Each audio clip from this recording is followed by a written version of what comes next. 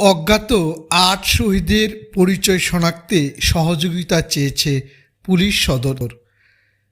বৈষম্য বিরোধী ছাত্র জনতার গণ অভ্যুত্থানে গুলিতে নিহত অজ্ঞাত ৮ শহীদকে আঞ্জুমান মফিদুল ইসলামের উদ্যোগে বেওয়ারিশ লাশ হিসেবে দাফন করা হয়েছে। শহীদের পরিচয় শনাক্ত করতে সহযোগিতা চেয়েছে পুলিশ সদর দপ্তর। সোমবার পুলিশ সদর দপ্তরের AIG media and PR Inamul Haque Sagar এই তথ্য নিশ্চিত করেছেন।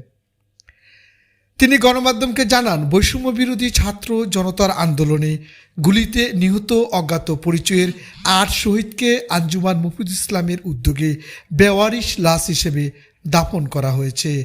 অজ্ঞাতনামা এই শহীদদের ছবি পুলিশ হেডকোয়ার্টার্সে সংরক্ষিত রয়েছে।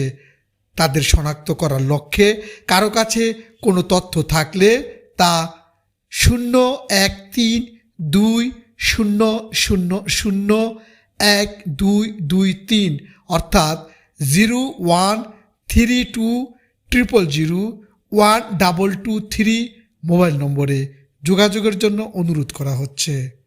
শিকর নিউজ ডেস্ক, ঢাকা।